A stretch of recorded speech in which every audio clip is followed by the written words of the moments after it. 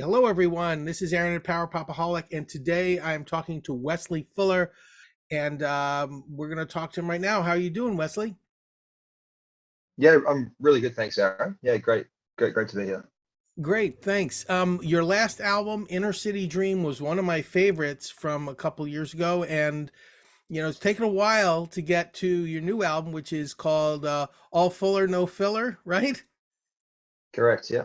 Yeah. All right. So tell me a little bit about the process and a little bit about yourself, because really I didn't have too much bio information about you and how you got involved in music and how that first album, Inner City Dream came out, and what happened in the, time prior to this one, new album coming out.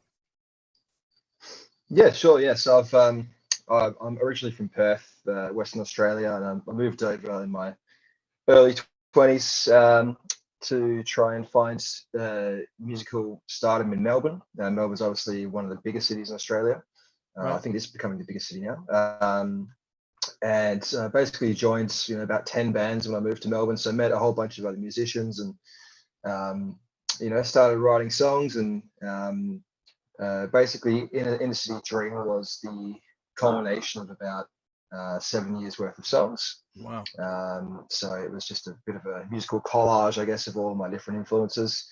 So I've always been a fan of the kind of home recording process and the kind of unique sounds you can pull as opposed to being in a studio where you'll kind of end up with that studio sound. So yeah, I guess it was very much a DIY affair, and I've kind of stuck with that same idea with the second album. Obviously, just a new batch of songs, some new songs that I wrote kind of during the last kind of 3 or 4 years, and then there's also some older songs from my early 20s as well, which didn't make the cut for Inner City Dream. So I've kind of reworked them for this new album. Very nice. Oh, one thing I noticed about All Fuller No Filler is you seem to have, you have a amount of influences, but I mean, I would think that there's a lot of sunshine pop, so to speak, influence in this album. It's a lot more than the last one, and I hear a little bit of Jeff Lynne in there, in some of the songs, in that DNA. Who are your biggest influences overall as recording artist? Yeah, you've certainly touched on a few there. I think I'll always go back to the '60s. That the '60s is kind of where I found a love for music.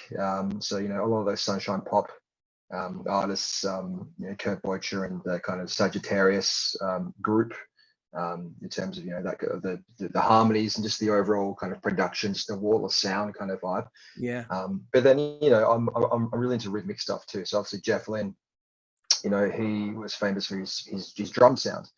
And I've always been, the drums is kind of what takes the longest for me to record when I make an album. So I'll spend, 3 or 4 months just tracking drums, adding in drum machines and kind of building it up layer by layer. So yeah, it's in terms of my influences, they're quite varied. You know, if, I suppose you can say everything from about 1965 to 1985, just kind of within that Wow, kind of that's a very, big very it's a broad. Yeah. big amount of artists there. That's pretty, but that's cool. I love the fact that you have a lot of influences, and it basically, the great thing is, even though you have a lot of those classic sounds, you don't sound like you're copying anybody. You don't sound like you're a tribute to somebody else. You might hear like a rhythm or something in the background that sort of reminds you, like I said, of Jeff Lynne, but nothing, you're not ripping anybody off, is what I'm saying. You're totally original, and I really love all the music that you've come out with. So I mean, it's amazing, I think. Do you have a favorite Australian band that you admire? As as far as power pop or as far as rock and roll. I mean, for me, one of the big bands was Even. I don't know if you know them, but they are Yeah. considered for me one of the best power pop bands in Australia. But um, what do you think? Yeah, I mean, my dad was actually a massive Even fan growing up, and when I first heard the song "Sunshine Comes," that was a real kind of. I was very young at the time, but that was a bit of an eye opener for me. I was like, this is just it kind of it had a great melody and just great big guitar sounds. So yeah, I certainly listened to a lot of Even driving around Perth with my dad. The Stems as well, Yep. because we grew up in the Fremantle region of Perth, and Don Mariani's still gigging around Freo, and in all of his different bands that he's in. So the Stems. Perth's always got a bit of a kind of '60s garage kind of scene, like a very small scene, but the fanatics are still there. So and then even bands like I know they in the minds of some people they sold out, but Jet for me as a teenager was a huge band. Just kind of fusing the Beatles, Oasis, and AC/DC, and kind of putting their own stamp on it. So they're one of the bands for me, like one of the Australian bands for me that kind of wanted me to pick up a guitar and a flying V and playing a rock and roll band. So, and then I think in terms of modern music, there's a friend's band Myths, they're over in WA as well, and yeah, they just create this incredible kind of '70s kind of power pop slash. There's a bit of like psychedelic prog in there as well, but Nice. just great songwriters. So yeah, Australia's full of great songwriters for sure. Yeah, yeah, for sure. So in that intervening spot where you were sort of in between when the first album came out and while you were recording the second one, did you do any live performances? Did you tour with anyone? Tell me a little bit about that. Yeah, I was really focusing on the touring and live performance aspect during that time. So I didn't have a lot of time to record. We're talking kind of 2017, 2018, even the start of 2019 when I got back from Europe. Um, so yeah, I mean, I was really focusing on trying to create a scene in Melbourne around my music. I've always kind of found it hard to find other artists and other bands who I really connect with. There's certainly bands that I love and I appreciate, and they appreciate me, but we don't quite have the same kind of synergy. And I think to really kind of pick up momentum, you've got to have a bit of a scene around you and have 3 or 4 bands all pulling in the same direction, and that's when people are like, oh wow, there's something actually happening here. Right. Um, so yeah, I tried to kind of build it up in Melbourne during those years, but it just wasn't the right time for it. So yeah, I kind of did this tour of Europe at the end of 2018, early 2019, and that was fantastic. The Spanish crowds in particular were brilliant. They loved it, and I kind of got back to Melbourne. I was like, well, it's kind of back to the drawing board here. I've got to write new songs and just kind of start again. Yeah, I mean, and then you had plenty of time during the COVID lockdown to, record and write and do a lot of other things. I found after COVID lockdowns were over, a ton of music started flowing out because people had all this stuff built up and they couldn't go anywhere. And there they go. After COVID's over, they just let loose with a bunch of albums. Another band that in the I guess the early 2000s that I followed a lot and reviewed a lot was the Wellingtons. They I don't know what happened to them. I haven't heard from them in like a couple years. Since I think their last thing was in 2013 or something like that. But they're another Australian band I followed pretty closely along the way. And so, in the process of writing this album, since this was all sort of DIY, you mentioned, did you do all the instrumentation yourself, or did you have some help in the studio?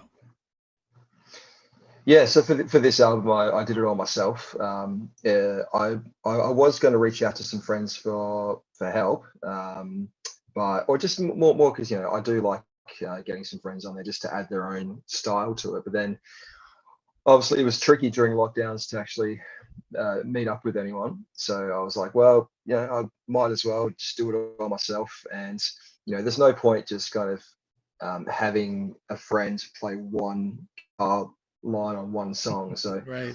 I'll just make this album all about me. I'll be a total control freak and just do it all myself, mix it all myself, Well, um, that's and cool. That's awesome. see That what we end up with. and as far as putting a song together, I mean, is it do you start with the melody first and then sort of fill it in with lyrics?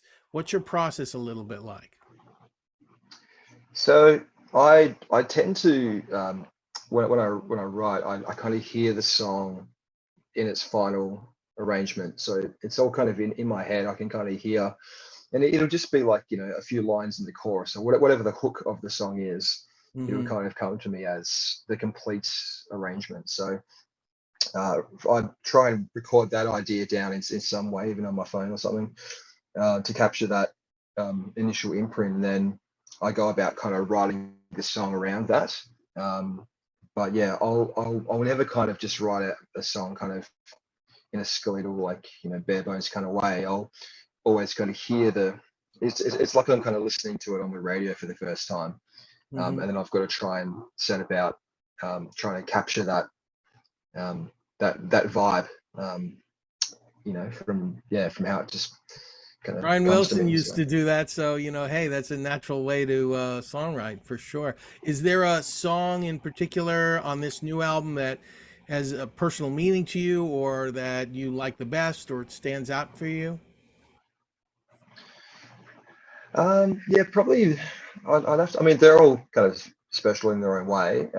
They all represented a certain phase I was going through, or other life stuff that was happening.